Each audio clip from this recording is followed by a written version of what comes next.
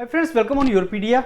और मेरे video Yourpedia ने जो रिसेंट पब्लिकेशंस योरपीडिया पब्लिकेशन ने बुक्स निकाली हैं उन बुक्स के बारे में आपको बताना, और उन बुक्स में एक बहुत इंपॉर्टेंट कंपोनेंट जिसको डाटा, फैक्ट एंड टर्मिनोलॉजीज बोलते हैं, जिससे आपके पेपर की प्रेपरेशन बहुत क्विकली, बहुत फास्ट होती है और आपको कॉन्फिडेंस आता है। ये यूनिकनेस है योरपीडिया पब्लिकेशन की और योरपीडिया के गाइडेंस मॉड्यूल्स की। इससे जो आपको सिलेबस दिया जाता है एग्ज़ाम का, उस एग्ज़ाम के सिलेबस को कुछ दिनों के अंदर आप रिवाइज कर सकते हैं बहुत कॉन्फिडेंटली और स्कोर कर सकते हैं, स्पेशली अगर आपका सब्जेक्टिव पेपर है जैसे झारखंड पब्लिक सर्विस कमीशन का आया है। तो जनवरी 2026 में योरपीडिया ने कुछ मॉड्यूल्स लॉन्च किए हैं जो कंबाइन बेसिकली एक जैसे मॉड्यूल हैं। कोइंसिडेंट ये है कि बिहार पब्लिक सर्विस कमीशन और झारखंड पब्लिक सर्विस कमीशन ने प्रोजेक्ट मैनेजर और फैक्ट्री इंस्पेक्टर की जॉब्स निकाली हैं। झारखंड पब्लिक सर्विस कमीशन ने बहुत पहले निकाली थी, उनका अब डेट भी आ गया है। जैसे प्रोजेक्ट मैनेजर का डेट 19 अप्रैल 2026 को है, आपके पास 3 मंथ हैं। और योरपीडिया ने झारखंड पब्लिक सर्विस कमीशन का मॉड्यूल, कंप्लीट मॉड्यूल दे रखा है, आपके पास है। जो कैंडिडेट इसकी तैयारी करना चाहते हैं वो कर सकते हैं, मॉड्यूल ले सकते हैं। बिहार पब्लिक सर्विस कमीशन ने फैक्ट्री इंस्पेक्टर 1 या 2 दिन पहले निकाला और उसका सिलेबस हम वेट कर रहे हैं। और साथ में बिहार पब्लिक सर्विस कमीशन ने प्रोजेक्ट मैनेजर का भी नोटिफिकेशन पहले निकाला था, जिसकी अब फॉर्म फिलिंग स्टार्ट हो गई है। तो Bihar public service commission, project manager, factory inspector, इन दोनों की फॉर्म फिलिंग अभी चल रही है। अगर आप एलिजिबल हैं, जो मेजॉरिटी इंजीनियर्स एलिजिबल हैं, तो आप इन दोनों फॉर्म्स को भर सकते हैं और योरपीडिया के ऊपर ट्रस्ट कर सकते हैं। योरपीडिया के जो मॉड्यूल्स हैं उनके ऊपर ट्रस्ट कर सकते हैं कि आपकी तैयारी बहुत अच्छी होगी। आज मैं आपको अगर आपको इन मॉड्यूल्स के बारे में और फर्दर इन्फॉर्मेशन चाहिए तो आप गुरविंदर सर को कॉल कर सकते हैं इस नंबर पे, और वो आपको इन मॉड्यूल्स के बारे में बताएंगे। And before I go forward, Yourpedia का जो तरीका है आपको इन्फॉर्मेशन देने का, आपको सर्व करने का, वो ये है कि एक व्हाट्सएप ग्रुप बनाया जाता है पर्टिकुलर एग्जाम के लिए, और वहाँ पे आप सब लोग जुड़ते हैं जो एग्ज़ाम लिख रहे हैं, और 30% हमारा जो कंटेंट होता है वो हम शेयर करते हैं, जिससे आपको ये पता लगता है कि क्वालिटी ऑफ मॉड्यूल्स कैसा होगा और बुक्स की क्वालिटी कैसी होगी। परचेज करने से पहले आपको पता होता है कि इस बुक में ये चीज़ आने वाली है। उसी बुक का एक चैप्टर मैं आज आपके साथ शेयर करूंगा, तो आपको आइडिया लग जाएगा कि बुक्स में क्वालिटी किस तरीके से होती है। आज मैं झारखंड पब्लिक सर्विस कमीशन में प्रोजेक्ट मैनेजर, जिसका एग्जाम सबसे पहले आने वाला है, वो प्रोजेक्ट मैनेजर के इस पर्टिकुलर बुक का एक टॉपिक, 18 और 19 अप्रैल को इसका एग्जाम है, इस बुक का एक सबसे इंपॉर्टेंट पहले चैप्टर का जो हमारा टॉपिक है, जो फैक्ट्स, डाटा, फैक्ट्स और जो हमारा टर्मिनोलॉजीज है वो डिस्कस करूंगा। तो झारखंड पब्लिक सर्विस कमीशन के प्रोजेक्ट मैनेजर की बुक का कंटेंट आपको कुछ इस तरीके से दिखेगा। इसमें इंडस्ट्रियल डेवलपमेंट एक टॉपिक है, आपके जो सिलेबस का एक टॉपिक है इंडस्ट्रियल डेवलपमेंट, जिसके आगे 5 चैप्टर हैं, और इंडस्ट्रियल एंड लेबर लॉज के 10 चैप्टर हैं। उन सारे चैप्टर्स के सब्जेक्टिव क्वेश्चन और objective questions, subjective question long, basically objective नहीं लेकिन subjective long questions and subjective short questions के 5 नंबर या 5 से कम हो तो क्वेश्चन कैसे फ्रेम किया जाएगा, 10 नंबर या 10 से ज़्यादा हो तो क्वेश्चन कैसे फ्रेम किया जाएगा। तो उस तरीके से आपको ये सारा कंटेंट दिया गया है, और ये आपका एक्चुअल सिलेबस जो झारखंड पब्लिक सर्विस कमीशन ने रिलीज किया था, लेकिन ये बहुत ही वन लाइनर है, जैसे process of establishing industrial unit, बस सिलेबस इतना ही है। और झारखंड पब्लिक सर्विस कमीशन ने आपको ये दोनों के सिलेबस 5 और 10, 15 टॉपिक दे रखे हैं। तो ये 15 टॉपिक का बहुत ही अच्छा कंटेंट, बहुत ही अच्छा लर्निंग मटेरियल आपको क्वेश्चंस की फॉर्म में दिया जा रहा है इस पर्टिकुलर बुक के अंदर। अब ये डिटेल सिलेबस है, ये डिटेल सिलेबस योरपीडिया मेंटर्स ने बनाया है। झारखंड पब्लिक सर्विस कमीशन ने आपको बहुत ही कंसाइज, प्रिसाइज सिलेबस दिया था, लेकिन योरपीडिया के मेंटर्स ने उसको ज़्यादा डिटेल में, जैसे इंडस्ट्रियल पॉलिसी इंडिया और झारखंड, तो इंडिया की इंडस्ट्रियल पॉलिसी से क्या क्वेश्चन आ सकते हैं और झारखंड की पब्लिक इंडस्ट्रियल पॉलिसी से क्या क्वेश्चन आ सकते हैं, वो डिटेल में सिलेबस दे रखा है। उसी तरीके से प्रोसेस ऑफ एस्टेब्लिशिंग यूनिट का detail syllabus, challenge of global economy इसका detail syllabus, industrial problem and उसका डायग्नोसिस उसका detail syllabus, rehabilitation revival of sick industries detail syllabus, और उसी तरीके से topic number industrial and labour laws का जो टॉपिक है उसके जो 10 चैप्टर्स हैं उन सबका डिटेल सिलेबस। तो ये आपका डिटेल सिलेबस इस बुक के साथ भी रहेगा, और ये योरपीडिया के मेंटर्स ने आपको ये प्रोवाइड किया, और मैं इस डॉक्यूमेंट्स को, इन डॉक्यूमेंट्स को हम शेयर भी करते हैं। आप अगर व्हाट्सएप ग्रुप में जुड़े हैं जिसका लिंक मेरे वीडियो के साथ है तो आपको उसमें मिल भी रहा होगा। अब चलते हैं इस डोमेन की तरफ, फैक्ट, डाटा, टर्मिनोलॉजीज, बहुत ज़्यादा इंपॉर्टेंट। कि अगर आपका पेपर सब्जेक्टिव है और आपको फैक्ट पता है किसी टॉपिक के, उससे रिलेटेड रेलिवेंट डाटा पता है और टर्मिनोलॉजीज पता है, तो आपके आंसर्स अगर आपके आंसर्स में चीज़ें आएंगी तो आपको मार्क्स मिलेंगे। सब्जेक्टिव, अगर आपका पेपर सब्जेक्टिव है तो उसमें मार्क्स लेना के लिए आपको एक प्रैक्टिस करनी पड़ती है, वो एक आर्ट है। कैसे अटेम्प्ट करना है क्वेश्चन, कितनी लेंथ का करना है, क्या उसके अंदर होना चाहिए। तो क्वेश्चन से रिलेटेड, अगर टॉपिक से related relevant data, information and facts अगर आप डालेंगे, टर्मिनोलॉजीज अगर आप डालेंगे, तो फ्रेंड्स आपको मार्क्स मिलते हैं।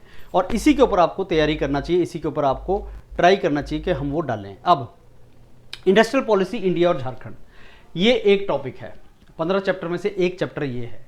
इसमें क्या मतलब है डाटा, फैक्ट और टर्मिनोलॉजीज का, कि आपको पहले ये वन लाइनर याद करने हैं। इंडस्ट्रियल पॉलिसी रेजोल्यूशन 1948 से रिलेटेड अगर कोई क्वेश्चन आता है और अगर आपने 4 पॉइंट्स डाल दिए कि इंडिया एक मिक्स्ड इकोनॉमी है जिसमें पब्लिक और प्राइवेट सेक्टर दोनों रोल प्ले करने वाले हैं, वो एक लाइनर है।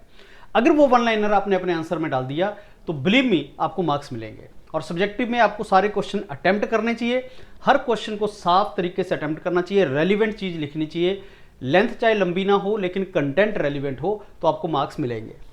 उसी तरीके से इंडिया का post independence industrial development strategy जो स्टार्ट हुई थी, वो आपकी इंडस्ट्रियल पॉलिसी रेजोल्यूशन 1948 से हुई थी। तो अगर आप ये चीज लिख देंगे तो आपको मार्क्स मिलने के चांस हैं। इंडस्ट्रीज को कैसे कैटेगराइज किया जाता है, डिग्री ऑफ स्टेट कंट्रोल, कितना स्टेट का कंट्रोल है, बेसिक्स एंड की इंडस्ट्रीज, स्ट्रेटेजिक इंडस्ट्रीज, की इंडस्ट्रीज, ये टर्मिनोलॉजीज आपको अगर आपके आंसर में आपने लिख दिया तो पेपर चेक कर ये जरूर समझेंगे कि आपको सब्जेक्ट का, टॉपिक का नॉलेज है और आप उसमें लिख रहे हैं। फिर रेजोल्यूशन 1956 के बारे में अगर कोई क्वेश्चन आएगा तो आप ये चीज जरूर लिख दें कि रेजोल्यूशन 1956 में सबसे इंपॉर्टेंट डाटा, इंफॉर्मेशन या हमारे लिए जो टर्म है वो ये थी कि इसने इंडस्ट्रीज को डिवाइड कर दिया शेड्यूल ए, शेड्यूल बी, शेड्यूल सी में।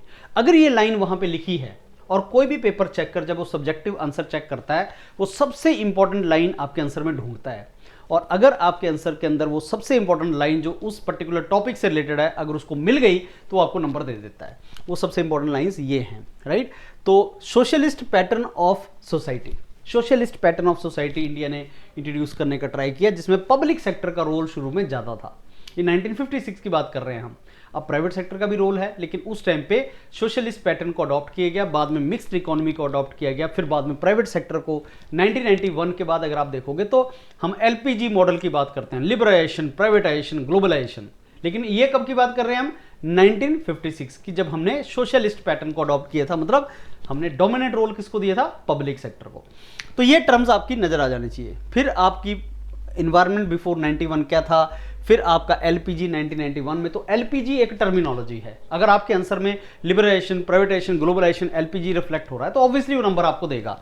तो 1991 के बाद क्या हुआ, 56 में क्या बात चल रही है, 48 में क्या बात चल रही है, ये आप लिख सकते हैं। अब 1991 इंडस्ट्रियल पॉलिसी जो एलपीजी बोलते हैं, उसके की फीचर्स क्या हैं, लिबरलाइजेशन, प्राइवेटाइजेशन, ग्लोबलाइजेशन के बारे में आपके सब्जेक्टिव आंसर में ये चीज होनी चाहिए। तो अगर आपके सब्जेक्टिव आंसर में वो चीजें रिफ्लेक्ट होती हैं तो ऑब्वियसली आपको मार्क्स मिलेंगे। ये एक बहुत ही इंपॉर्टेंट स्ट्रेटजी है आपको अपने मेंस की बहुत इफेक्टिव तरीके से तैयारी करने के लिए। और मेरे को लगता है पूरे 15 चैप्टर आपके कंट्रोल में आ जाएंगे अगर ये चीजें आप ढंग से कर लेंगे। की एलिमेंट क्या है इंडस्ट्रियल पॉलिसीज के, तो ये जो आपके लाइसेंसिंग सिस्टम से आप क्या समझते हैं, पब्लिक प्राइवेट सेक्टर से आप क्या समझते हैं, स्मॉल स्केल इंडस्ट्री से आप क्या समझते हैं, फॉरेन डायरेक्ट इन्वेस्टमेंट से आप क्या समझते हैं, पब्लिक प्राइवेट पार्टनरशिप, अभी टर्मिनोलॉजीज भी मान लो या रेलिवेंट चीजें मान लो। Recent policy, industrial policy 2017 onward क्या चल रहा है, उसमें क्या चेंजेस आए हैं। रिसेंट आपने किसी भी सब्जेक्टिव आंसर को एंड जो करना है वो रिसेंट पे एंड कर सकते हैं। आप कंक्लूजन जो है वो पॉजिटिव या रिसेंट पे एंड करेंगे, उसका इंपैक्ट ज़्यादा आएगा। तो कोई भी आपकी जो बेसिकली आंसर है उसमें उस तरीके से छूटना चाहिए। फ्लैगशिप इनिशिएटिव्स क्या हैं गवर्नमेंट के, वो बहुत ज़्यादा इंपॉर्टेंट होता है कि गवर्नमेंट ने, जैसे अब प्रेजेंट गवर्नमेंट ने make in India, smart cities, digital India, in initiatives को इंट्रोड्यूस किया है। ये फ्लैगशिप प्रोग्राम, ये पॉलिसीज़ हैं। तो इस पर्टिकुलर प्रोजेक्ट मैनेजर या फैक्ट्री इंस्पेक्टर के जो एग्जाम है, इसमें government, state government, central government की पॉलिसीज़ क्या हैं, लेटेस्ट पॉलिसीज़ क्या हैं, उसके बारे में बताना, जो पिछले 5-10 साल से गवर्नमेंट फॉलो कर रही है। जैसे ये बीजेपी गवर्नमेंट जब से आई, 2014 से आई है, तो मेक इन इंडिया, फिर आपका ये smart cities programme, digital India, ये बहुत इंपॉर्टेंट फ्लैगशिप प्रोग्राम्स है गवर्नमेंट के। इनके बारे में अगर आप मेंशन करोगे आंसर में, क्वेश्चंस में, तो पॉजिटिवली आपको मार्क्स मिलेगा। उसी तरीके से झारखंड इंडस्ट्रियल पॉलिसी से related focus liberalisation in priority sector, Jharkhand जो प्रायोरिटी सेक्टर पे बात करता है, झारखंड की जो industrial and investment promotion policy है उसके बारे में कुछ इंपॉर्टेंट पॉइंट्स आपको पता होने चाहिए। आपके tax and non tax incentives जो इंडस्ट्रीज को दिए जाते हैं उसके बारे में आपको पता होना चाहिए। Infrastructure development, road, power, water, उसके ऊपर आपको पता होना चाहिए। और स्पेसिफिक सेक्टर जिनको झारखंड गवर्नमेंट स्टेट प्रमोट कर रही है, जैसे मिनरल बेस्ड इंडस्ट्रीज है, एग्रीकल्चर एग्रो प्रोसेसिंग इंडस्ट्रीज हैं, electronic and IT development industries हैं। फिर उसके बाद आपका समरी आ जाती है कोर इंडस्ट्रियल पॉलिसीज की। तो पॉलिसी का ऑब्जेक्टिव क्या है, सेक्टर कौन सा फोकस कर रहे हैं, इंसेंटिव क्या है। अब ये तो आ गया आपका data and fact related to वो सारे के सारे चैप्टर नंबर 1, जिसमें इंडस्ट्रियल पॉलिसीज और झारखंड की इंडस्ट्रियल पॉलिसीज एंड इंडिया की इंडस्ट्रियल पॉलिसीज के बारे में जो हमें पता होना चाहिए, data, fact and some particular information, जो बहुत ही क्रूशियल है। कोई भी क्वेश्चन फ्रेम होगा जो मैंने आपको बताया, अगर आप उसमें से इंपॉर्टेंट लाइनें उठा के रख दोगे आपको नंबर पक्का मिलेगा, क्योंकि आपके पूरे पैराग्राफ के अंदर वो 1-2 लाइन ऐसी देखेगा जो बहुत ही रेलिवेंट है, जो बहुत ही सटीक हैं उस क्वेश्चन के लिए, वो आपको डालनी है। अब टर्मिनोलॉजीज इंडस्ट्रियल पॉलिसी से आपके समझते हैं। इंडस्ट्रियल पॉलिसी रेजोल्यूशन क्या होता है, मिक्स्ड इकोनॉमी क्या है, industrial policy resolution 1956, schedule A B C industry से क्या समझते हैं, socialist pattern of society, industrial licensing, licence Raj. ये जो टर्मिनोलॉजीज हैं फ्रेंड्स, फर्स्ट चैप्टर की जो टर्मिनोलॉजीज हैं, इन टर्मिनोलॉजीज को अगर आप समझ जाओगे तो एक तो आपको चैप्टर समझ आने में बहुत आसानी होगी, क्योंकि टर्मिनोलॉजी अगर समझ आ गई तो आपको ऑब्वियसली पूरे का पूरा चैप्टर भी समझ आ जाएगा। जैसे अगर आपको इंग्लिश का कोई वर्ड आता है तो आपको सेंटेंस समझ आ जाएगा, अगर इंग्लिश का वर्ड ही नहीं आता तो सेंटेंस कैसे समझ आएगा।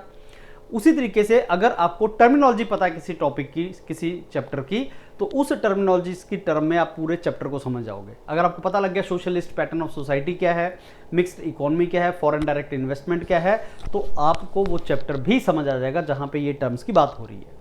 नंबर 2, आपने अपने आंसर में अगर इन चीज़ों को लिख दिया, स्मॉल स्केल इंडस्ट्रीज क्या होती है, माइक्रो स्मॉल मीडियम एंटरप्राइज क्या होता है, अगर आपने पब्लिक प्राइवेट पार्टनरशिप लिख दिया क्या होता है, तो कोई भी क्वेश्चन होगा जो इससे रेलिवेंट होगा कि बताइए प्राइवेट सेक्टर का क्या रोल है आजकल की इंडस्ट्रियल डेवलपमेंट में, तो अगर आपने बता दिया कि कोलैबोरेशन गवर्नमेंट और प्राइवेट सेक्टर की बहुत इंपॉर्टेंट है, public private mode, partnership mode पे काम होना चाहिए, इंफ्रास्ट्रक्चर डेवलप होनी चाहिए, अगर आपने इसी पॉइंट को इलेबोरेट करके लिख दिया तो आपको नंबर मिल जाते हैं।